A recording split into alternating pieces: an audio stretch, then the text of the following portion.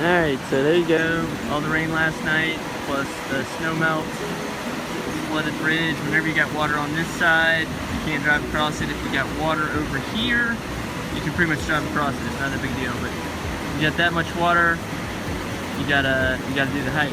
And today, I didn't want to leave the truck out there on the main road, so I got it right here at the bottom of the driveway, which means I gotta hike Fancy Hill and then hike through the woods. So here we go. Okay, so Fancy Hill Road is about 8/10 of a mile. It's a dirt road.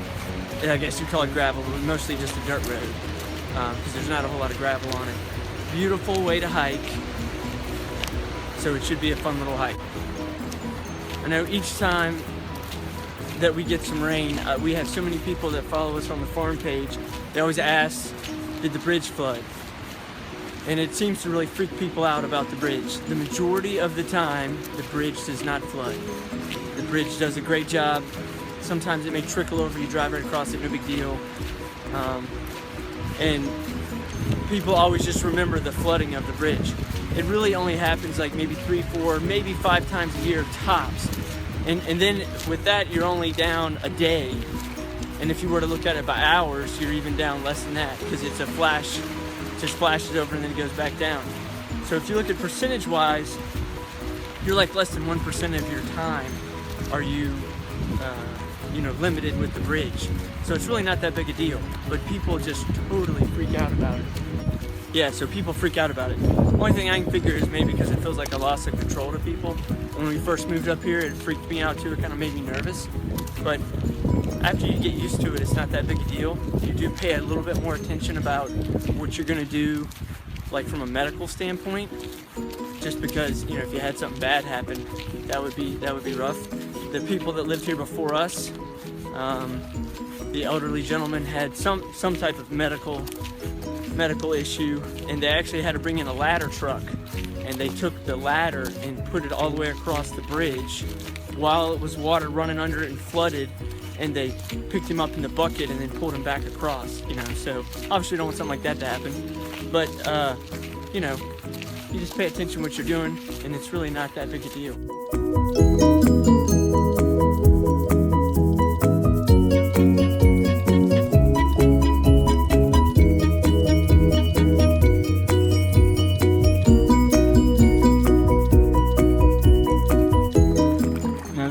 Cool. On my walk, I find where it's so much water, it's just running out of the ground. That's pretty wicked.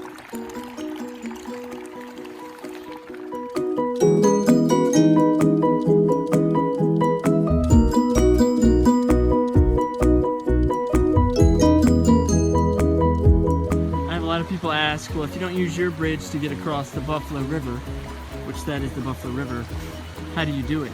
And so basically I use the state bridge. So I come down the road, normally I park right there, and then I hike across the state bridge, therefore crossing the Buffalo, and then I take my hike home that way. So I use the state bridge to cross it. This looks a little sloppy.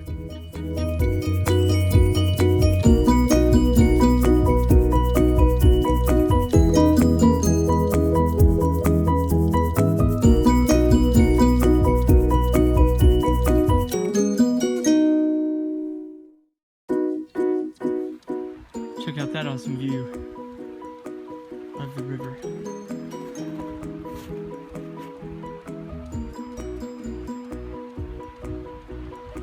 Pretty awesome.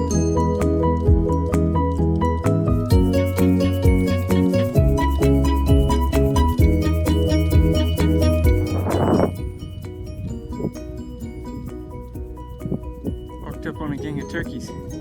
Alright, so this is the best part of this hike. It is absolutely gorgeous when you stop and look at almost 360-degree mountains.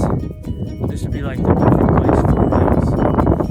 So, again, people look at me like I'm crazy when I say I hike home and it's a mile.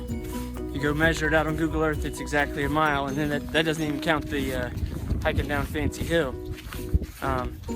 You know, and I know there's a lot of people that probably go, oh, how could you put up with having to hike? But, you know, everybody puts up with something wherever you live at, right? If you live in a neighborhood, you've got one of those neighbors that is either playing the radio too loud or coming in late at night or slamming doors, or their yard looks like a junk hole, and you got to deal with that. I don't have any neighbors. I don't have to deal with that. Just every once in a blue moon, I got to be a little inconvenienced. Might not be able to go exactly when I want to go. And then a little bit more, less frequently than that, I get to hike and take a crazy little hike. You probably can't see it, but just had a nice deer run out in front of me.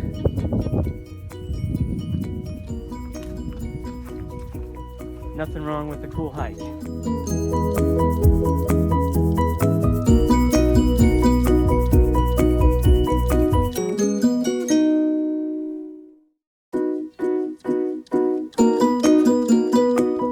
Alright, the first time I ever did this hike, I'd only looked at it on Google Earth, had no idea where I was going. I got to this part in the hike, and I don't know how good you can see it, but you're completely surrounded by mountains. No houses in sight. No anything other than landmarks via the mountain, Big Mount Pleasant's that way. But I didn't know if I was supposed to go that way to the house or if I was supposed to go that way. And so I stood there for a minute and I was actually praying about that, and thought I knew which way God was telling me to go, and then I heard my rooster crow. And so my rooster is what brought me home. I thought that was really funny. That was the way I found home the first time, was the rooster crowed.